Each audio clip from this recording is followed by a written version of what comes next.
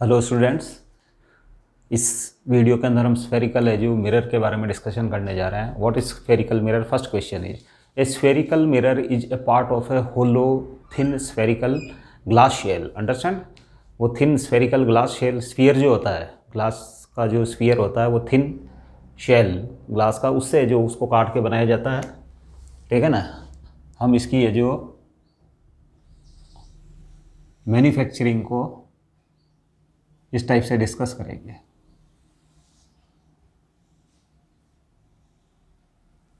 ये एक होलोथिन है जो ग्लास स्फीयर है जिसका सेंटर वो है। अब आपको है जो इस लाइन के अलोंग, इस प्लेन के अलोंग इसको कट करना है।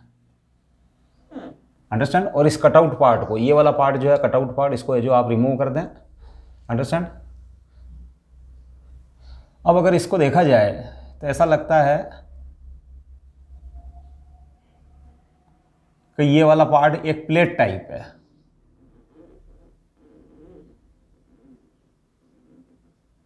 It will look like a plate. आपकी प्लेट टाइप से जो ये वाला पार्ट दिखाई देगा आपको।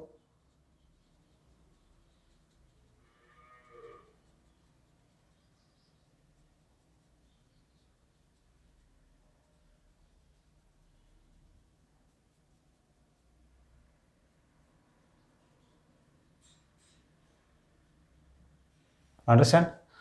इस वाले पार्ट को इट इज एम। इसके बाद इस वाले पार्ट का एक ज्योमेट्रिकल सेंटर भी होता है जिसको हम पोल बोलते हैं बच्चों। ज्योमेट्रिकल सेंटर यानी मिड पॉइंट, पोल। तो एम पी और ये वाला पॉइंट एम डैश है, तो एम पी एम डैश इसका प्रिंसिपल सेक्शन कहलाता है। क्या कहलाता है? Principal section. अब इस पार्ट को आप यूं कहीं है जो इसको अलग कर लें, और अलग करने के बाद है जो आप उस पर सिल्वर पॉलिश करेंगे, और silver polish will decide whether it will be A concave mirror और कॉन्वेक्स मिरर। अंडरस्टैंड? तो जब आपने सिल्वर पॉलिश है जो बल्ज्ड पार्ट यानी उभरे हुए पार्ट के ऊपर जब आपने सिल्वर पॉलिश की है, अंडरस्टैंड, तो फिर है जो सिल्वर पॉलिश का अपोजिट वाली साइड यानी ये वाली है जो पार्ट आपका है जो रिफ्लेक्टिंग पार्ट हो जाता है। It is the reflecting part. और अगर है जो सिल्वर पॉलिश आप डिप्रेस्ड पार्ट पे कर देते हो, डिप्रेस्ड पार्ट यानी इस ओर से देखने पर ये डिप्रेस्ड दिख रहा है, तो डिप्रेस्ड पार्ट पे अगर आप सिल्वर पॉलिश करते हो तो it will become a convex mirror. ये कॉन्वेक्स मिरर बन जाएगा। Understand? It is the reflecting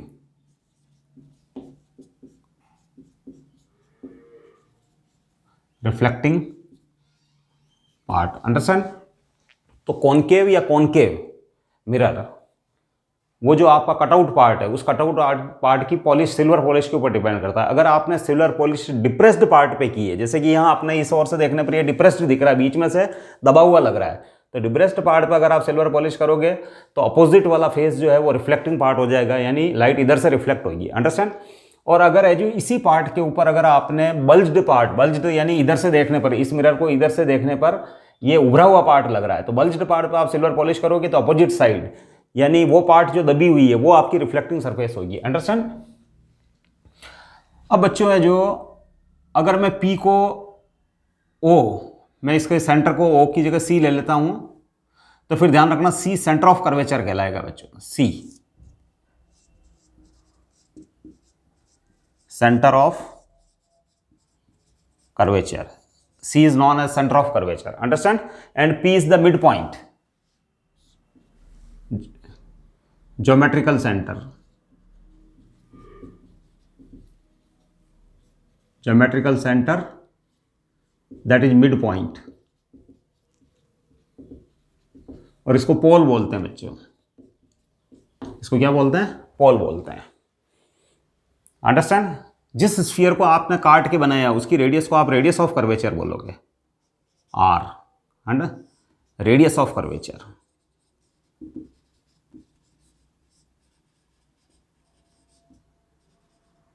radius of curvature. और line joining C and P, C और पी को ज्वाइन करने वाली लाइन जो है बच्चों, it is known as principal axis. ये आपकी प्रिंसिपल एक्सिस हो जाएगी।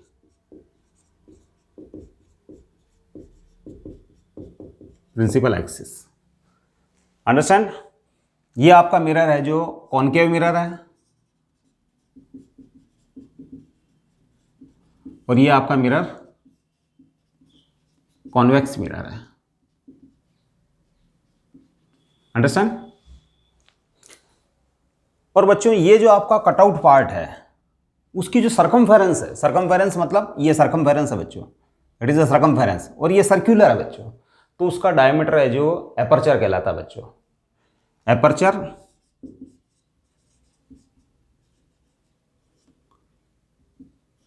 Effective diameter, effective diameter of light reflecting surface. Understand.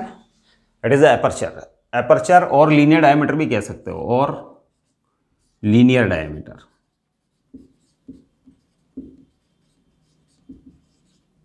Understand. आपका ये वाला जो ये प्लेट टाइप का पार्ट है, प्लेट आपके चाय पीने की प्लेट टाइप, और उसकी सरकमफेरेंस हमको पता है सर्कुलर होती है, तो उसका डायमीटर आपके लिए है जो ये आपका एक डायमीटर है, इट इज एपर्चर और लीनियर डायमीटर। ये वाला जो है एपर्चर या लीनियर डायमीटर कहलाता है। अंडरस्टैंड। अब बच्चों पोल आपको समझ में आ गया। Pole is the geometrical centre of the spherical mirror. Understand. वो मिड पॉइंट होता है जिसको हम पोल बोलते हैं।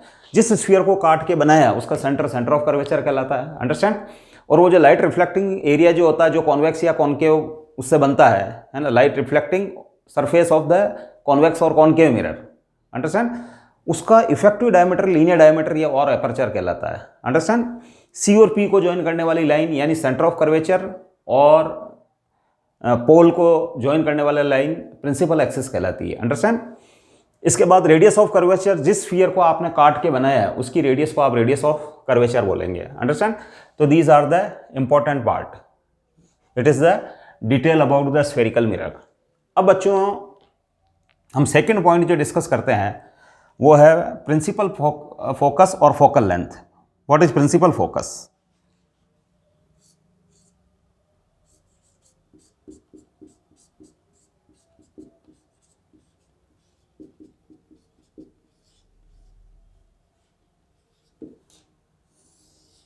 Principal focus F.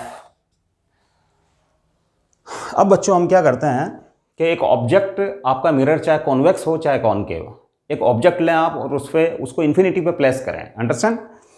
तो फॉर एग्जांपल वी हैव है कॉनकेव मिरर। ये मिरर आपका कॉनकेव है क्योंकि इसका सिल्वर पॉलिश जो है वो बल्ज्ड पार्ट पे है सिल्वर पॉलिश, और लाइट रिफ्लेक्टिंग पार्ट जो है वो डिप्रेस्ड है एट द मिडल में से जो डिप्रेस्ड है।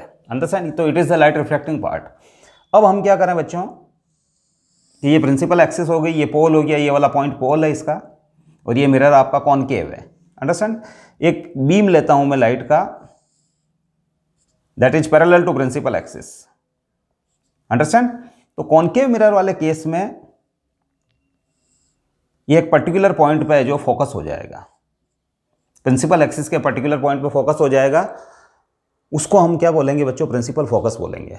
Understand. A beam parallel to principal axis converges in case of concave mirror on the principal axis, that is known as principal focus.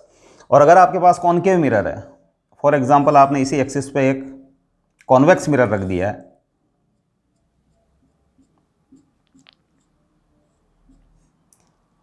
Understand. तो फिर है जो एक बीम लेना है आपको again parallel to principal axis. Understand. और इसका centre of curvature let C है, it is the centre of curvature. तो फिर हम है जो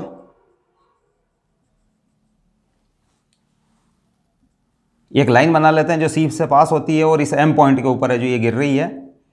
तो फिर ये जो नॉर्मल कहलाएगी बच्चों, ये रेडियस ऑफ कर्वेचर हो गई। Radius of curvature is assumed to be normal at the spherical surface. Understand. तो ये एंगल ऑफ इंसिडेंस आई हो गया, ये लॉज ऑफ रिफ्लेक्शन को फॉलो करेगी, और ये रे है जो बच्चों लॉज ऑफ रिफ्लेक्शन को फॉलो करती हुई इस डायरेक्शन के अंदर चली जाएगी। इधर से आई इस डायरेक्शन में चली जाएगी, ये आई हो जाएगा और ये वाला एंगल आर हो जाएगा। और पीछे की ओर अगर मैं बढ़ाऊँ इस रे को, तो प्रिंसिपल एक्सिस के इस पॉइंट के ऊपर है जो से आती हुई या डाइवर्ज होती हुई दिखाई देती है। It appears to diverge from this point in the case of concave mirror. तो बच्चों principal focus again I am revising, if an object is taken at infinity then ray coming from that object will be parallel to principal axis. In case of concave mirror, after reflection from the mirror, it converges, not appears, it actually converges at the point on principal axis, that is known as principal focus. And in case of convex mirror, a beam parallel to principal axis appears to diverge from this point. Understand? अब जैसे ये वाली रे है जो इस direction में चली जाएगी बच्चों, और ये आपका नॉर्मल हो गया इस पॉइंट पे जो सेंटर ऑफ कर्वेचर से पास होता है, ये एंगल ऑफ इंसिडेंस आई हो गया, ये एंगल ऑफ रिफ्लेक्शन आर हो गया, और अगर मैं इसको पीछे की ओर बढ़ाता हूँ तो it appears to diverge from this point. Understand? तो it is the principal focus. यानी प्रिंसिपल फोकस को आपको डिफाइन करना है, जो कि प्रिंसिपल एक्सिस का पॉइंट होता है, उसके लिए आपको ऑब्जेक्ट एट इन्फिनिटी लेनी पड़ती है, और इन्फिनिटी से रे जब उस पर गिरेगी तो कॉनकेव मिरर वाले केस में वो प्रिंसिपल एक्सिस के किसी पॉइंट पर फोकस हो जाएगी, और कॉन्वेक्स मिरर वाले केस में इट अपियर्स टू डाइवर्ज और it appears to pass through this point after reflection from the mirror. जैसे ये वाली जो रिफ्लेक्टर रे है ये इस पॉइंट से पास होती हुई नजर आती है, ये वाली ये जो पैरेलल टू प्रिंसिपल एक्सिस रे है, आफ्टर रिफ्लेक्शन ये इस डायरेक्शन में जाती है, इस डायरेक्शन में जाने का मतलब इस पॉइंट से पास होती हुई आपको दिखाई देगी। तो it appears to diverge from this point in case of concave mirror, और it is the pole. Now the distance between P and F is known as focal length.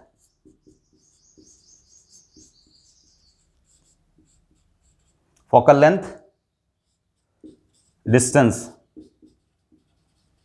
between P and F. Understand? Focal length को आप जो small f से show करते हो, it is shown by small f, that is PF. PF equals to small f. Understand?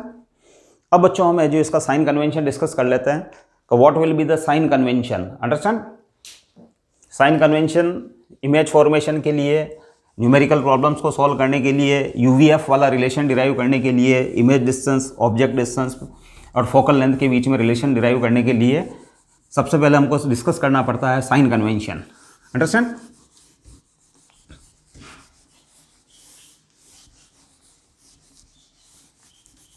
तो sign convention के लिए बच्चों मैं एक फिगर बनाऊंगा और उसके अंदर मैं इमेज फॉर्मेशन करूंगा। अंडरस्टैंड? और फिर मैं उस रूल को एक्सप्लेन करूंगा कि what is the sign convention regarding spherical mirrors. Understand?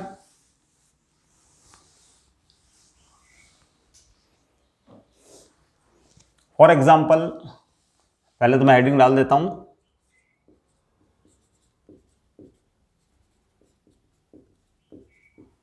Sign convention. अब बच्चों मैं एक इमेज फॉर्म कर लेता हूं। Let we have a concave mirror,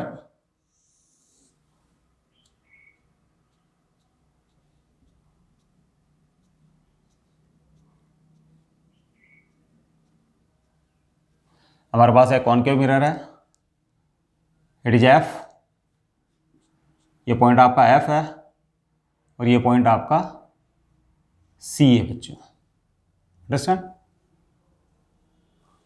और आपकी ऑब्जेक्ट ये है बच्चों,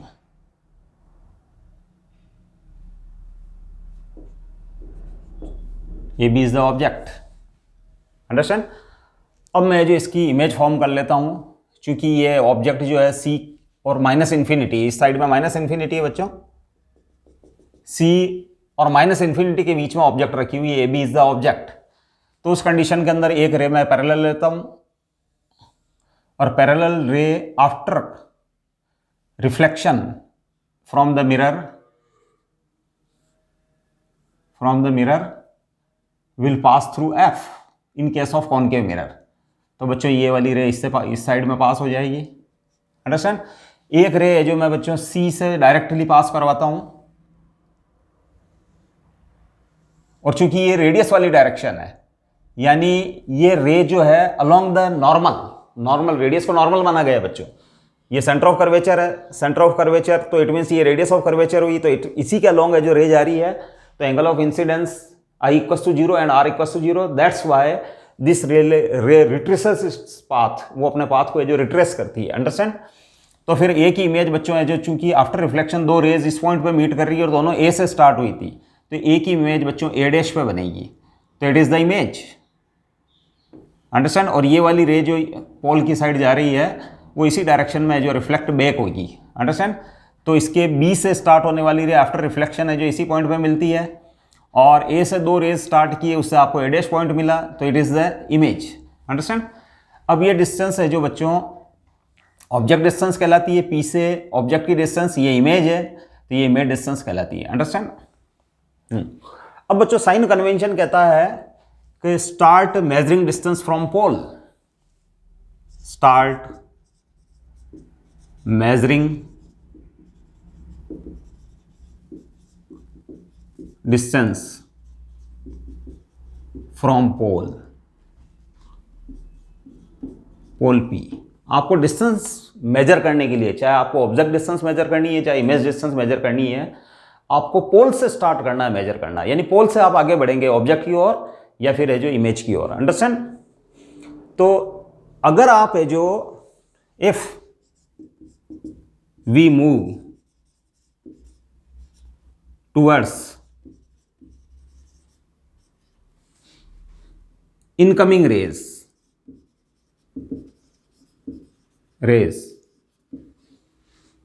to measure any distance,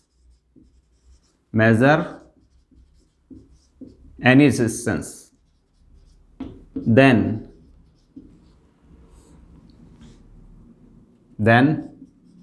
that distance positive मानी जाएगी बच्चों, otherwise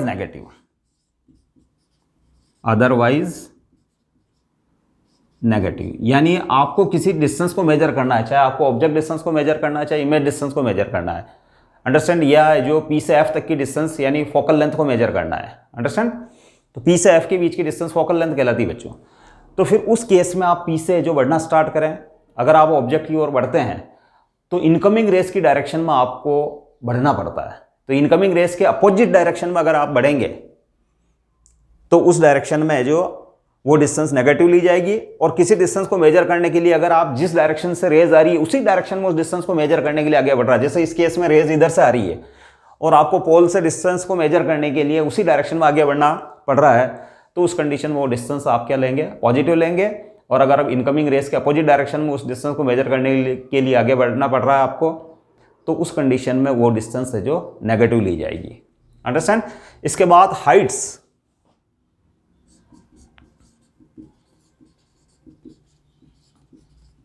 above the principal axis वो positive, and below the principal axis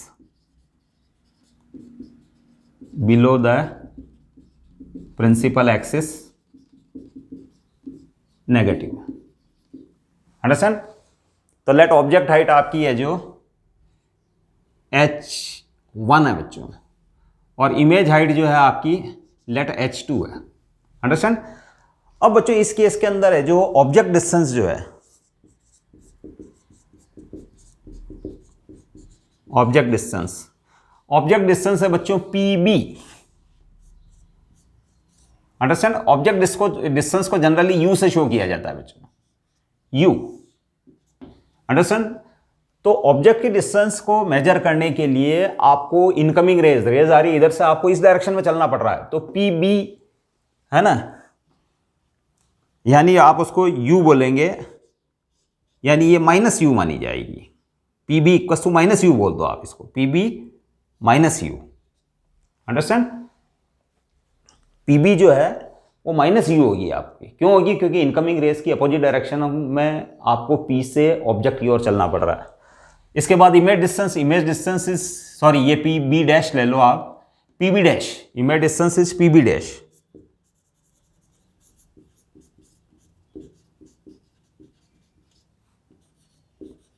PB dash, understand. Image distance को बच्चों V से शो किया जाता है, दैट इज V, P से B डैश की डिस्टेंस। तो फिर आप इसको है जो -V लेंगे इस केस में। इसके बाद focal length the distance between P and F, that is PF। अब PF को मेजर करने के लिए P से F की ओर चलना पड़ेगा। ये आपकी ये जो फोकल लेंथ होगी बच्चों, स्मॉल f, यहां से यहां तक की distance, it is the small f। तो बच्चों PF है जो आपकी, ऑब्वियसली आपको P से F की ओर चलना पड़ रहा है, रेज इधर से आ रही है, तो PF विल बी नेगेटिव, यानी -f। PF will be -f, understand. तो बच्चों आपको साइन कन्वेंशन समझ में आया है। आपको हर डिस्टेंस को P से, हर डिस्टेंस को मेजर करने के लिए P से बढ़ना है, P से जो ऑब्जेक्ट की ओर बढ़ना है या इमेज की ओर बढ़ना है। इस प्रोसेस के ड्यूरेशन में अगर आपको जो इनकमिंग रेस के अपोजिट डायरेक्शन में चलना पड़ता है उस डिस्टेंस को मेजर करने के लिए, तो उस डिस्टेंस को आप नेगेटिव लेंगे। और अगर इनकमिंग रेस की डायरेक्शन में ही किसी डिस्टेंस को मेजर करने के लिए P से आपको चलना पड़ता है, तो उस कंडीशन में जो उस डिस्टेंस को आप पॉजिटिव लेंगे, अंडरस्टैंड। प्रिंसिपल एक्सिस के अबव जो भी हाइट्स ली जाएगी वो पॉजिटिव ली जाएगी और below the principal axis negative ली जाएगी। तो इस कंडीशन के अंदर H1 जो है, चूंकि अबव द प्रिंसिपल एक्सिस है पॉजिटिव और it is below the principal axis, तो ये क्या होगी आपको बच्चों, नेगेटिव होगी, अंडरस्टैंड। तो साइन कन्वेंशन आपको समझ में आया होगा। अब इमेज फॉर्मेशन के लिए जो इंपॉर्टेंट रेज है उनके बारे में डिस्कस कर लेते हैं। उन्हीं रेज की हेल्प से हम जो इमेज फॉर्म करते हैं स्फेरिकल मिरर वाले केस में। तो important rays for image formation,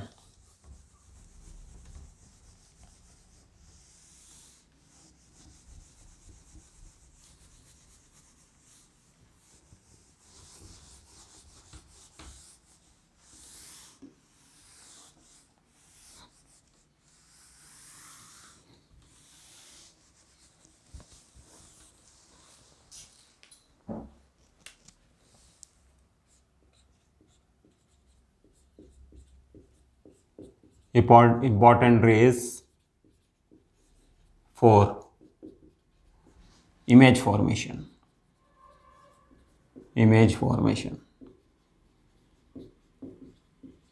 understand। ray 1, a ray parallel to principal axis to principal axis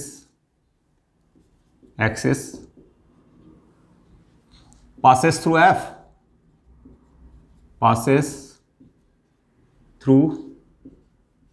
principal focus से पास होती है। After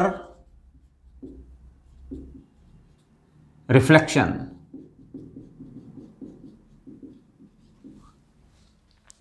from a concave mirror,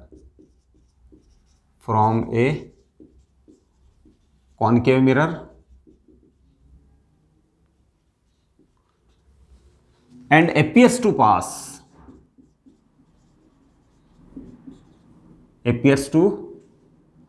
and की जगह और लिख दो, और appears to pass through F in case of convex mirror,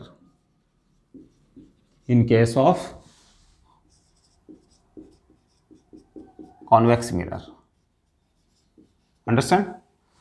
तो जैसे फॉर एग्जांपल है जो ये आपका है जो कॉनकेव मिरर है और ये P आपका, ये वाला पॉइंट P है और ये प्रिंसिपल एक्सिस है, अंडरस्टैंड। अब देखना बच्चों, ये इसका F है और ये इसका C, centre of curvature, it is C। अब बच्चों एक रे ले रहा हूं मैं parallel to principal axis, understand. तो after reflection from the mirror it will pass through F। ये बच्चों रे है जो F से पास हो जाएगी, understand, it will pass through F। एक अगर रे और ले लेता हूं मैं, तो again it will pass through F।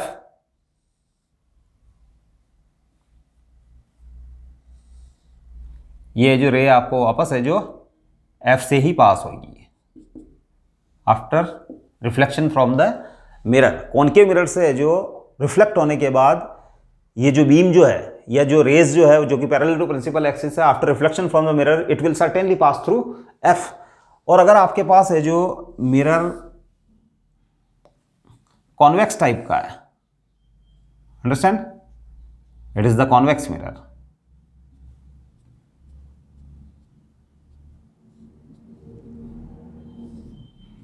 ये इसका एफ है बच्चों, और ये है जो center of curvature C, understand. अब एक है जो रे लेता हूं मैं पैरेलल टू प्रिंसिपल एक्सिस, ठीक है ना, ये इस एम पॉइंट पर स्ट्राइक कर रही है बच्चों, let it be M point. अब बच्चों मैं एक है जो रेडियस भी बना लेता हूं जो सी से पास हो रही है, ये इस वाले जो स्फेरिकल मिरर के लिए रेडियस हो जाएगी, अंडरस्टैंड। और फिर है जो ये एंगल ऑफ इंसिडेंस, और फिर ये angle of reflection, laws of reflection, इस पर्टिकुलर पॉइंट के ऊपर लॉज ऑफ रिफ्लेक्शन फॉलो होगा, क्योंकि आपके स्फेरिकल मिरर का एक स्मॉल पार्ट पोर्शन जो है उसको आप प्लेन मिरर मान सकते हो। तो laws of reflection are equally applicable to the spherical mirrors also at that particular point, because that particular surface, very small surface, can be considered as plane, है ना, तो उसको आप उसको प्लेन मान सकते हो। तो उस केस में जो बच्चों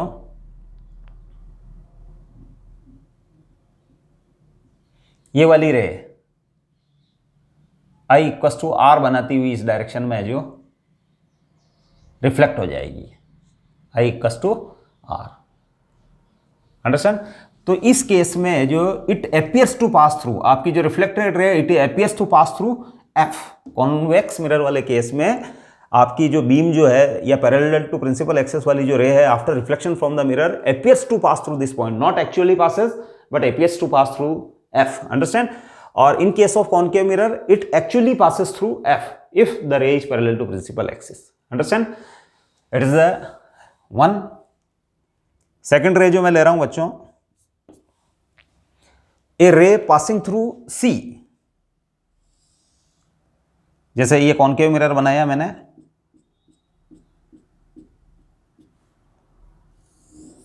और ये इसका पोल है बच्चों, अंडरस्टैंड।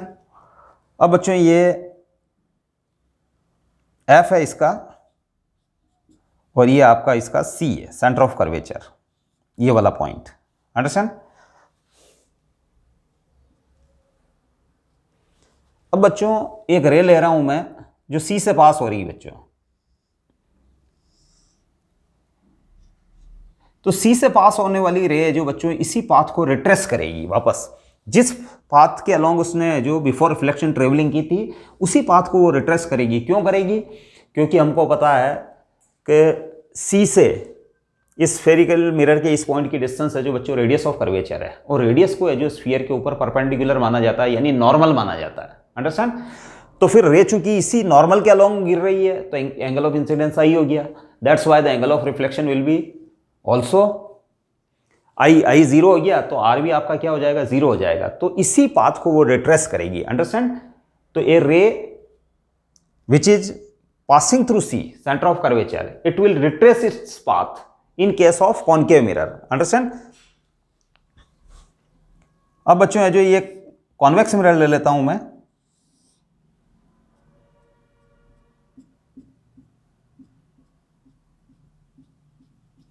तो कॉन्वेक्स मिरर वाले केस में लेट ये एफ है और लेट इट बी सी, ये वाला सी पॉइंट है। तो ए रे डायरेक्टेड टुवर्ड्स सी, जैसे मैंने जो सी की तरफ डायरेक्टेड एक रे ली है बच्चों, अंडरस्टैंड। तो it will retrace its path, understand, क्योंकि ये जो इस वाली रे के लिए ये नॉर्मल इंसिडेंस हो गया बच्चों, इस वाले मिरर के इस पार्ट के ऊपर ये 90 डिग्री पे उस सरफेस के साथ 90 डिग्री का एंगल बना रही है। इट मीन्स नॉर्मल के साथ वो 0 डिग्री का एंगल बना रही है, because it is going towards the normal, है ना। ये रेडियस के अलोंग जा रही है, इसका मतलब ये नॉर्मल के अलोंग जा रही है। तो नॉर्मल के अलोंग जो रे जाती है इस केस में, उसके लिए angle of incidence I equal to 0 हो जाता है, तो आर इक्वल टू भी 0 हो जाएगा। तो ये इसी पाथ को रिट्रेस करती हुई इसी डायरेक्शन में बढ़ जाएगी, ये ऐसे आई थी और इसी पाथ को रिट्रेस करती हुई इस डायरेक्शन में बढ़ जाएगी, अंडरस्टैंड।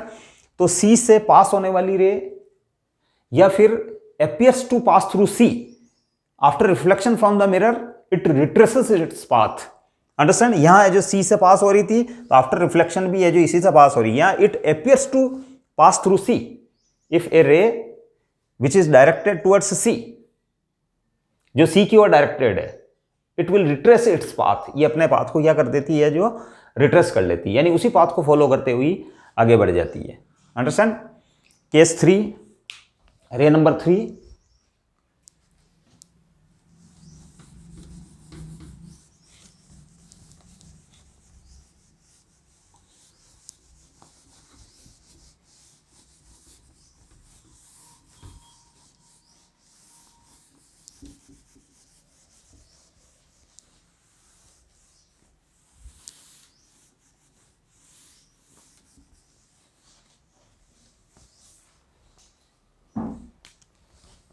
रे number 3, let we have a concave mirror, ये आपके पास एक कॉनकेव मिरर है,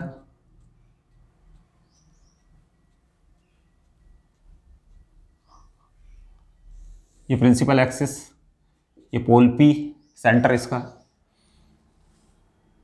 ये बच्चों एफ है, और ये center of curvature C. Understand. अब बच्चों आप क्या करें, एक रे लें जो एफ से पास हो रही है, तो after reflection from the mirror it goes parallel to principal axis, ये जो बच्चों पैरेलल टू प्रिंसिपल एक्सिस है जो मूव करती है। ए रे which is directed towards F after reflection from the mirror it goes parallel to principal axis। देखो बच्चों ये रे है जो F से पास हो रही थी, after reflection from the mirror it is going parallel to principal axis. Understand. अगर आपके पास कॉन्वेक्स मिरर है,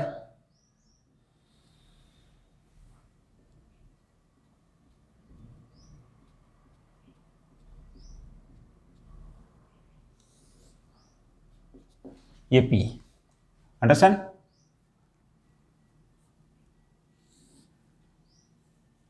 ये हो जाएगा बच्चों F, ये हो जाएगा सेंटर ऑफ कर्वेचर C। तो अब आपको एक F की ओर डायरेक्टेड रे लेनी है बच्चों, तो लेट दिस रे इज डायरेक्टेड टुवर्ड्स F।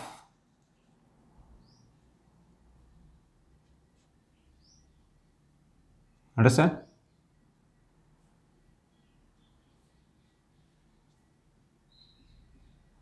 यहां मान लें आप F को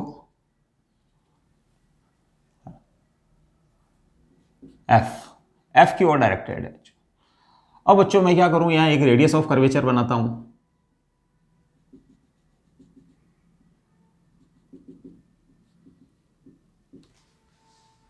अंडरस्टैंड। तो फिर ये नॉर्मल हो गई बच्चों, रेडियस ऑफ कर्वेचर को मिरर के किसी पॉइंट से ज्वाइन करने वाली लाइन वो नॉर्मल मानी जाती है उस पर्टिकुलर पॉइंट पर। अंडरस्टैंड। तो ये एंगल इंसिडेंस हो गया बच्चों आई, ये वाला एंगल जो है आई हो गया। अंडरस्टैंड। तो फिर बच्चों है जो ये रे है जो इस डायरेक्शन में डाइवर्ट हो जाएगी ऐसे, इस डायरेक्शन में, और ये एंगल है जो आपके लिए आर हो जाएगा, और एंड इस goes parallel to principal axis. Understand. ये आपकी इंसिडेंट रे, ये नॉर्मल, और ये जो reflected ray making angle I equal to R, it goes parallel to principal axis. तो कॉन्वेक्स मिरर वाले केस में जो a ray directed towards F after reflection from the mirror goes parallel to principal axis, and in case of concave mirror a ray directed towards F after reflection from the mirror goes parallel to principal axis also। understand। इसके बाद रे number 4 ले लेता हूं बच्चों में, ये आपका है जो कॉनकेव मिरर है,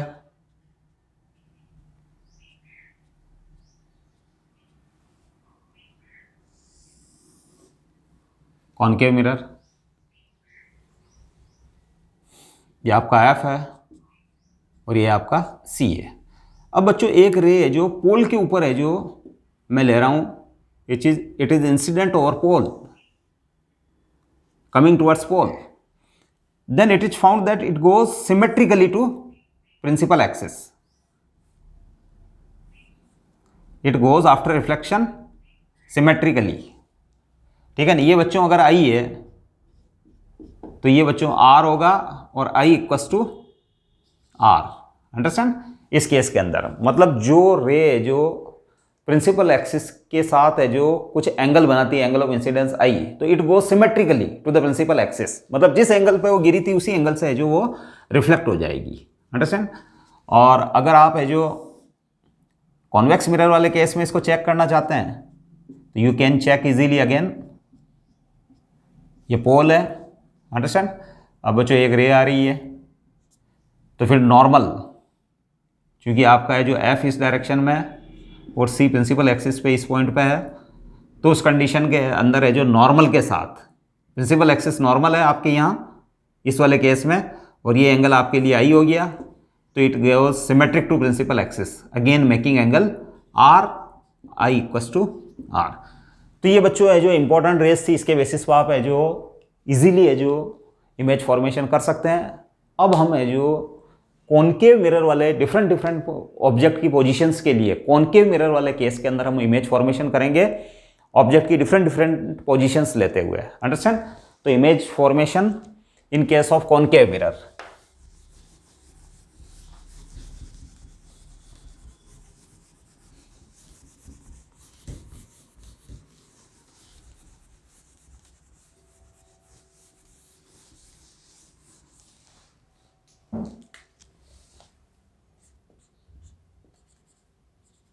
image formation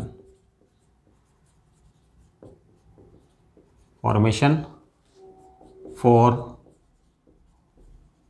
concave mirror. Understand. Concave mirror वाले केस में इमेज फॉर्मेशन करेंगे हम। Case 1, if object at infinity, object आपकी इंफिनिटी पे, अंडरस्टैंड, और आपका मिरर है जो कॉनकेव मिरर है। Let we have a concave mirror like this.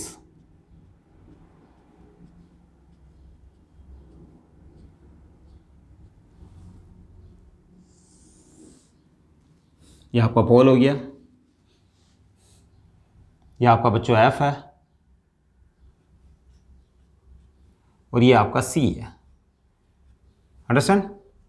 अब ऑब्जेक्ट एट इंफिनिटी है, इट मीन्स रेज है जो parallel to principal axis, rays है जो ऑब्जेक्ट एट इंफिनिटी में, इट मीन्स जो इंफिनिटी से रेज आ रही, these are the parallel. Understand. तो बच्चों मैं एक रे ले रहा हूं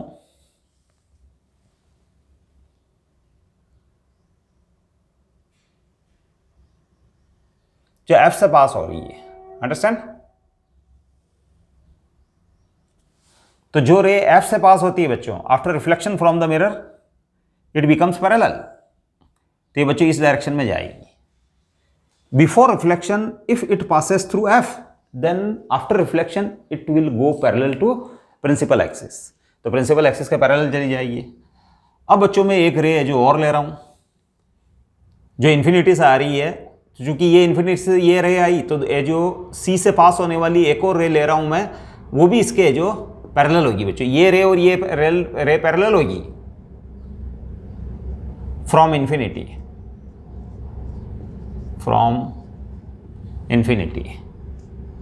अंडरस्टैंड।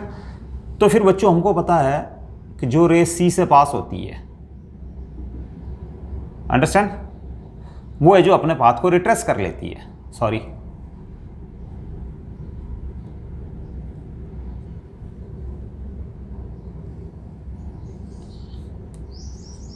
अंडरस्टैंड, ये इसके पाथ को रिट्रेस करेगी, इस डायरेक्शन में आई थी तो इसी डायरेक्शन में टर्न बैक होगी। तो ये वाली रे आफ्टर रिफ्लेक्शन इस पॉइंट से पास हो रही है, और ये वाली रे जो कि सी से पास हो रही थी बिफोर रिफ्लेक्शन, वो अपने पाथ को रिट्रेस कर रही है, और इस पॉइंट पे ऐसा लगता है ये दोनों कट कर रही है, ऐसा लगता नहीं, एक्चुअल में कट कर रही है। तो फिर आपकी इमेज है जो बच्चों यहां बनेगी, ये आपकी इमेज है, it is the image.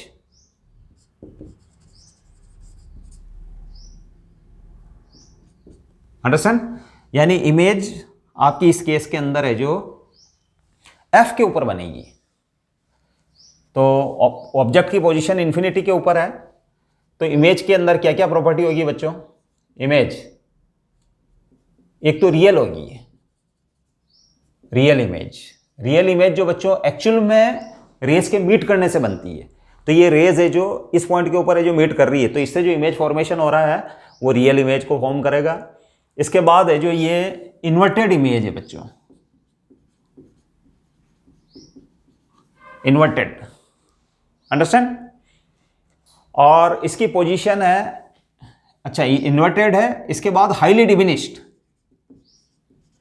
Highly diminished बहुत छोटी है बच्चों ये, हाईली डिमिनिश्ड। और ये बनती है image at F, at F बनती है। हाईली डिमिनिश्ड का मतलब होता है बच्चों M is very very less than -1, understand. देखो बच्चों ये रेज है जो पर इंफिनिटी से आ रही है, इट मीन्स है जो जैसे इस वाली रे को आगे बढ़ाऊं, इस वाली रे को आगे बढ़ाऊं, तो बच्चों एक तरीके से देखा जाए तो ऑब्जेक्ट तो बहुत लार्ज है इस केस में, ऑब्जेक्ट जो है वो बहुत लार्ज है, तो उसके रेस्पेक्ट में इमेज है जो बहुत स्मॉल है बच्चों, हाईली डिमिनिश्ड है और इन्वर्टेड भी है, रियल इमेज है।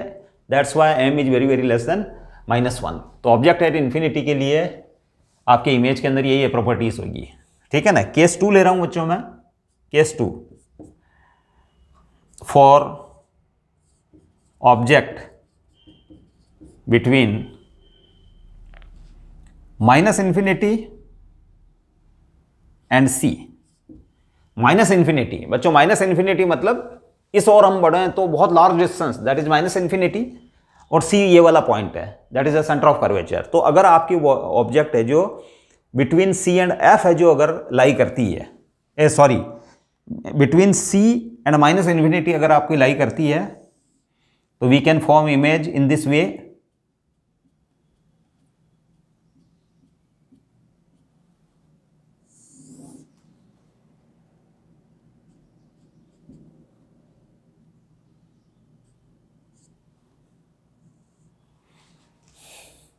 अगर आपकी ऑब्जेक्ट जैसे ये ऑब्जेक्ट है बच्चों आपके पास, understand, A B is the object, तो आप ए रे को तो है जो बच्चों पैरेलल टू प्रिंसिपल एक्सिस ले लो, जो ए से स्टार्ट हो रही है पैरेलल टू प्रिंसिपल एक्सिस है, obviously it will pass through F. ये जो रे बच्चों एफ से पास होगी,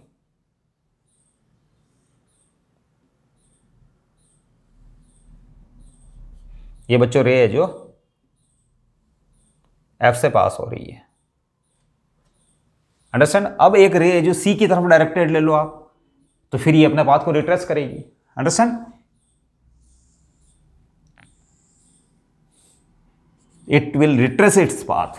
तो बच्चों ए से 2 रे स्टार्ट हुई थी, एक तो ये ray parallel to principal axis, और एक ये रे जो सी से, जो बिफोर रिफ्लेक्शन ये सी से पास हो रही थी, तो after reflection it will retrace its path.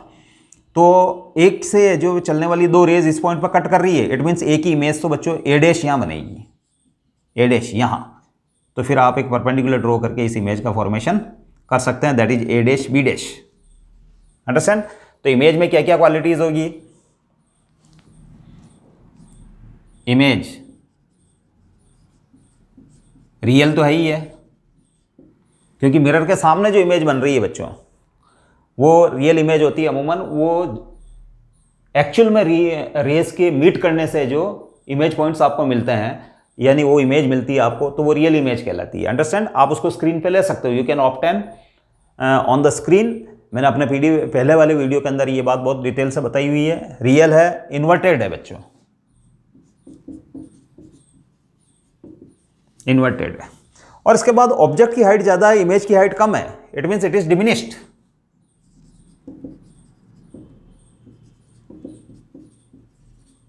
That is m is less than -1, it is diminished, है ना, बिलो द प्रिंसिपल एक्सिस, ये बिलो द प्रिंसिपल एक्सिस है, अंडरस्टैंड। और इसके बाद है जो इसकी पोजीशन जो है, पोजीशन वो बिटवीन c एंड f है, between c and f, c और f के बीच में है जो बच्चों इसकी पोजीशन है, बिटवीन c एंड f, ठीक है बच्चों। तो दीज आर द 2 केसेस। अब तीसरा केस जो मैं डिस्कस करने जा रहा हूं बच्चों, मैं ऑब्जेक्ट को अब सेंटर ऑफ कर्वेचर के ऊपर लूंगा। Understand? Object at centre of curvature.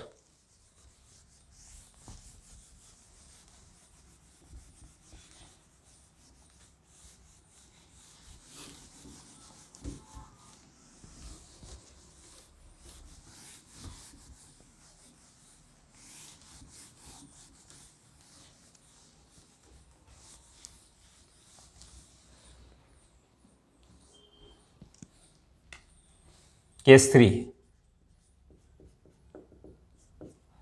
Object at C. तो ये आपका कॉनकेव मिरर है बच्चों।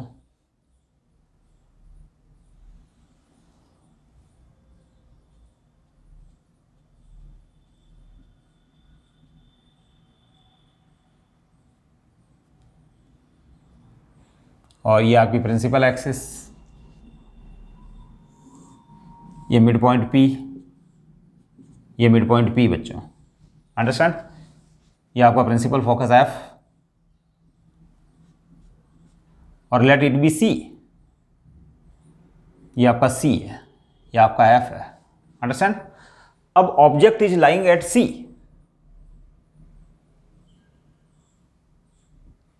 ये आपकी AB ऑब्जेक्ट है, AB ये C के ऊपर लाई कर रही है बच्चों, सेंटर ऑफ कर्वेचर।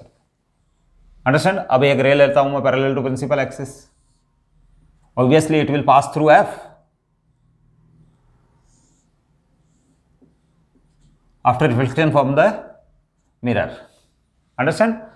अब मैं A पॉइंट से एक रे जो F की ओर डायरेक्टेड ले रहा हूं, तो बच्चों उस केस के अंदर it will become parallel to principal axis.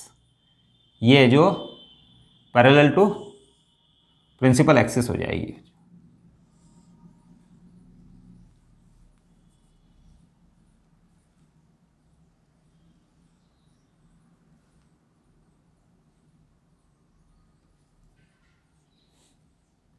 ये रे जो कि F से पास हो रही थी, after reflection from the mirror, concave mirror, it is becoming parallel to the principal axis, and a ray which was before reflection parallel to principal axis after reflection from the mirror pass through F. That's why we get image of point A at A dash.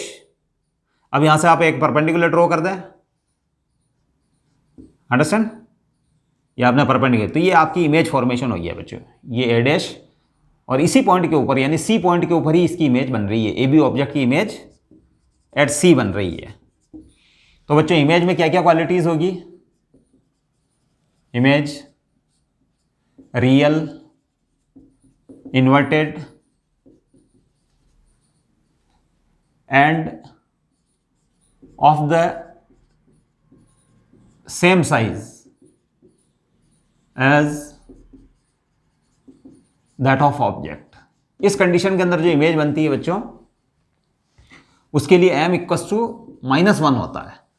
Magnification बच्चों हमको पता है ratio of image height to object height, तो m equals to -1 है ना। और आपकी image कहां बनेगी? At C, centre of curvature पे। सेंटर ऑफ कर्वेचर पे ये इमेज बनने जा रही है। ठीक है बच्चों, समझ में आया? आपकी इमेज रियल होगी, इन्वर्टेड होगी और उसी हाइट की होगी जिस हाइट की ऑब्जेक्ट है, और वो है जो C पे ही बनेगी। ऑब्जेक्ट C पे है तो इमेज भी C पे ही बनेगी, और उसकी साइज है जो सेम साइज होगी, यानी सेंटर ऑफ कर्वेचर पे इमेज बन जाएगी। अब object between C and F, case 4, object between C and F, यानी ऑब्जेक्ट अगर सेंटर ऑफ कर्वेचर और F के बीच में रखी हुई है, जैसे फॉर एग्जांपल ये आपका मिरर है बच्चों, कॉनकेव मिरर, क्योंकि कॉनकेव मिरर से इमेज फॉर्मेशन डिफरेंट केसेस में हम कर रहे हैं। ये आपकी प्रिंसिपल एक्सिस, इस बार है जो ऑब्जेक्ट C और F के बीच में बच्चों, लेट इट बी F। ये आपका F है और ये आपके लिए जो C है। अंडरस्टैंड? तो object between C and F, तो ये ऑब्जेक्ट है बच्चों।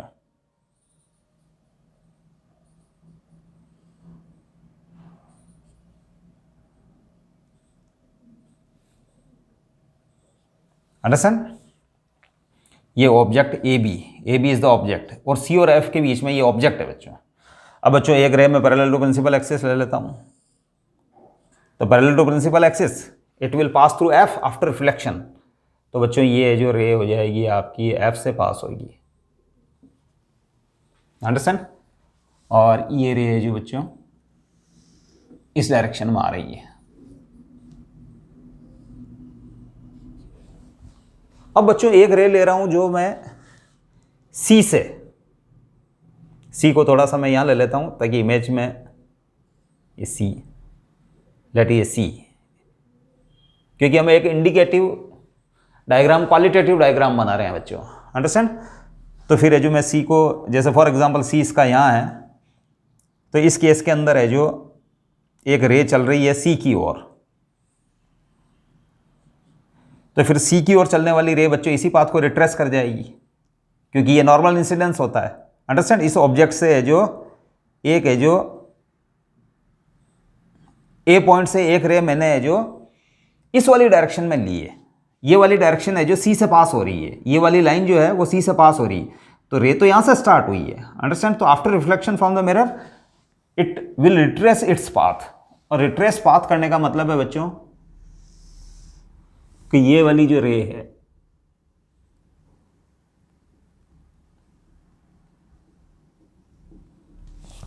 मेरे इस डायग्राम के अकॉर्डिंग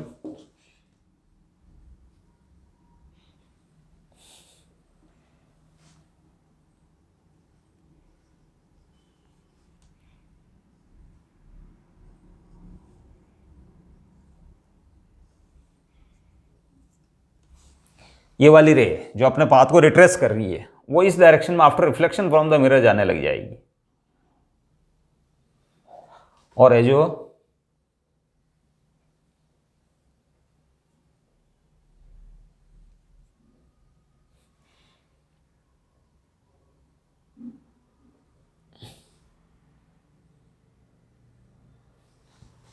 और बच्चों एक ही इमेज है जो आपको है जो, क्योंकि ये दोनों रेज ए से स्टार्ट हुई थी, ये सी वाली डायरेक्शन में जो रे ए से चली थी वो इसी पाथ को रिट्रेस करती हुई इस पॉइंट पे मिल रही है, और जो रे जो ए से चली थी पैरेलल टू प्रिंसिपल एक्सिस थी वो एफ से पास होने के बाद इस पॉइंट पे मीट कर रही है। तो एक की इमेज है जो बच्चों आपको मिल जाएगी, क्योंकि ए से दो रेस चली है और आफ्टर रिफ्लेक्शन ये है ना एक्चुअल में जो आपको इस पॉइंट पे मिल रही है इट इज ए डैश, ये आपका ए डैश पॉइंट है, अंडरस्टैंड? तो फिर बच्चों आपकी इमेज तो ये हो गई, it will be the image, ये हो गई आपकी बी डैश। तो इस केस के अंदर है जो अगेन इस केस के अंदर है जो इमेज इस वाले फिगर के अंदर एक तो रियल, एक इन्वर्टेड, इसके बाद है जो highly enlarged, highly enlarged, that is m is very very greater than -1, m is very very greater than -1, understand? और है जो ये इमेज जो है, हाँ इमेज जो है कहां बनती है? Between c and -infinity, understand? c और -इन्फिनिटी, c बच्चों ये और -इन्फिनिटी बच्चों आपका इस डायरेक्शन में चल रहा है, अंडरस्टैंड? -इन्फिनिटी, तो ये बिटवीन c एंड -इन्फिनिटी आपकी इमेज बनेगी, ठीक है ना, और एनलार्ज होगी बच्चों।